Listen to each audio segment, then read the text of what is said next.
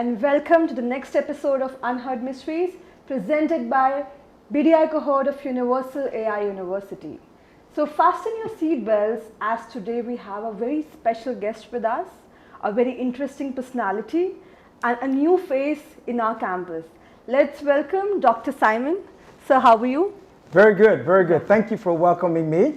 Today I start my third week on campus, so I'm very excited to be able to be part of this podcast. Yeah, sure.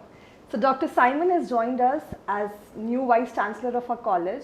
But today, sir, apart from the academics, apart from your career, we wanted to know who Dr. Simon is as an individual. What is your personality?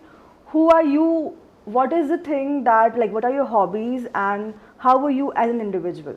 So the first thing, apart from the academic, is I'm a father. Okay. So I have 5 children. Oh. Yes. So 4 boys and 1 girl. And my daughter is right in between her brothers. And my youngest just graduated from UG. Oh. And so I can still remember parents when they bring their children to school. I can still remember how that felt for me. And so it was very nice for me to meet all the parents here. So I'm a family man. I like to spend time with my children. I also play sports. When I was growing up in Texas, I played competitively basketball, tennis, and table tennis. Oh, that's great. And chess. So you're an all-rounder, I can see. Yeah. And that's because I always wanted to try something new. Okay. I like to push myself in different areas, and so I'm very curious. I want to learn new things. I want to meet new people, and that's one of the reasons why I'm in India. Oh, that's great.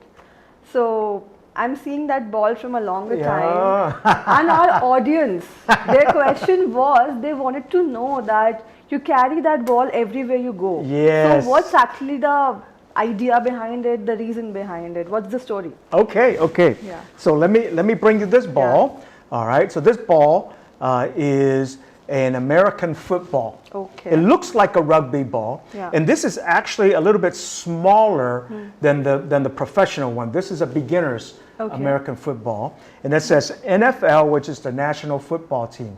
Okay. The reason why I bring it is I'm from Texas, and the number one sport in Texas is football, and I thought it would be fun to introduce American football to the students here. Oh, now, of course, 4 years from now in the Los Angeles Olympics, they will introduce American football in the Olympics. Wow. But they call it flag football. Okay. It's the same thing as regular football, but no pads, no tackling, no hitting, and you just have a flag. And so I thought it'd be great if our students, when they watch the Olympics in 4 years, they actually understand how to watch American football, and maybe their friends will then ask them, how did you learn about American football? And they say, I learned it at UAIU. Oh, that's really nice. So that's one of the reasons. And then the other is I want to bring some of the American, some of the Texas culture to campus as well. And so American football is just one of the many things I hope to bring that the students will enjoy. That's great. You're giving students a different view, a different exposure about things. Yes. And we are sure that our students will be learning a lot from you. So, after talking to you, it seems like you have been doing a lot of things in your life. So, I wanted to ask that, what is the most adventurous time or adventurous thing you have done yet? Sure. Yeah. What I want to talk about is an example I think many of the students can understand. Yeah. So I grew up in Texas. Okay. As a matter of fact, in Houston, Texas, and I am part of an Asian American family. Well, Asians are very tight in their family, and so when I was growing up, it was very unusual to leave home for college. All right, and so I decided not to follow what everybody was doing, and I went all the way from Houston to Boston, Massachusetts. To a UG called MIT. And so that was the first thing that I did. So I would go to Boston during induction. During induction, I was always cold because the weather in Boston is very cool. And I'm from Texas, and it was very cold. And in the first week of induction, I didn't know anybody. I had the food, believe it or not, the food in Texas is different than the food in Boston. Yeah. Yes, and so it was different food, different people, different weather. Very similar to my experience here. And I enjoyed it. And so I always wanted to try new things and go to different places. And so when I was at MIT, I played basketball and I played tennis. But I said, I want to try something new. And so I tried playing lacrosse. I don't know if you've heard of lacrosse, but it's basically a stick with the ball in it, right? Okay, yeah. And so when I played lacrosse, it was a very, very hard game because they hit you with the stick. They hit you with the stick to try to knock the ball from you. Oh. And so one of the very important things that I learned from lacrosse is always stay focused. There will always be people, events trying to knock you, trying to knock the ball out from you, but you stay focused. Yeah. And so I think that was a really good lesson for me to learn to stay focused. Then I said, okay, I want to try snow skiing. So this is ski with the snow in the mountain. We don't have that in Texas. And so again, I tried that. And the very first lesson that they teach you when you go snow skiing is how to fall down without getting hurt. Okay. They actually teach you that. They would say, 1, 2, 3, everybody fall. And to make sure you don't get injured. And I said, that's a very good lesson because many times in life, we fall down. So did you get injured? No, I did not, because I knew how to fall down. Oh. You see? And so I think that's another life lesson there is, whatever's happening to you, if you fall, pick yourself back up and try again and try to fall in such a way that you don't injure yourself. Yeah, and then the third crazy thing that I tried when I was up there is I got an internship. Okay. And I needed to go drive to my internship. Well, in Texas, everybody drives an automatic. Okay. But in Boston, everybody drives a manual. I'd never driven a manual before.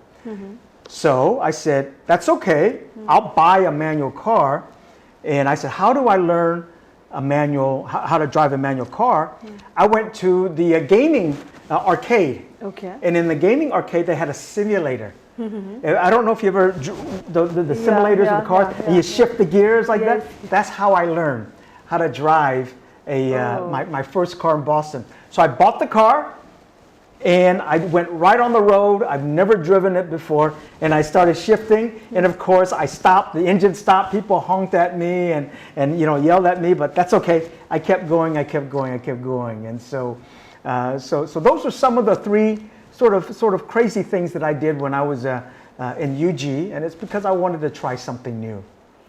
I guess you have a personality that keeps on exploring things, who comes with a lot of experiences and who loves to explore more and more about things.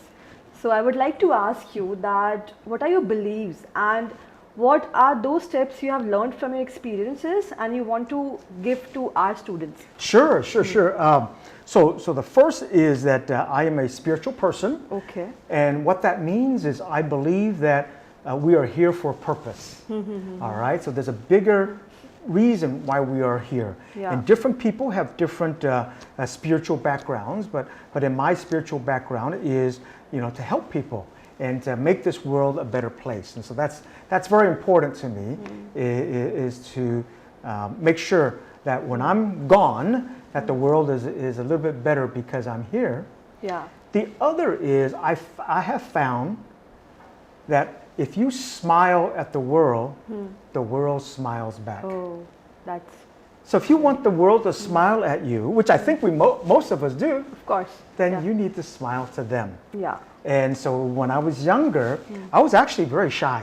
I was very shy, but I read some psychology books. Okay. I read some psychology books that helped me understand people, and one of the things that I learned is smiling and giving off a more positive energy, and then people will smile back. And so that's why I believe in having a great smile. I also believe in joy in life, Okay. not happiness in life. Okay. Okay, happiness as an emotion. Joy is an act of the will. Yeah. So even when things are bad, you can be joyful because it's an course. act of the will. All right. You can even not be happy, but still be joyful. So those are some of the things that I think about. Yeah, and you know, whenever we look at you, we see you more energetic than us, than our generation. And yesterday also we saw you, we were sitting and watching the badminton match going on. Yes. People see you every day smiling, cheerful, roaming around the campus. So they have a question that what is the secret behind your happiness and how they can apply it in their life and be more happy? Sure. Yeah. So in addition to my spirituality, Yeah. I have come up with a theory, Okay. and the theory is called the wellness ratio. Wow. Okay. Here's how that works. In the wellness ratio, in the numerator, at the top of the ratio, are people, things, activities that give you energy, that energize you. In the denominator are things, people, activities that drain you, Yeah. that draw energy Yeah. from you. Yeah. So the key to joy is to have a wellness ratio greater than 1. We would love to have more conversations with you. Thank you so much. Thank you so much. Thank It's you. an honor to be able to talk a little bit about Yeah, my yeah. background and share with the audience as well. So thank you very much.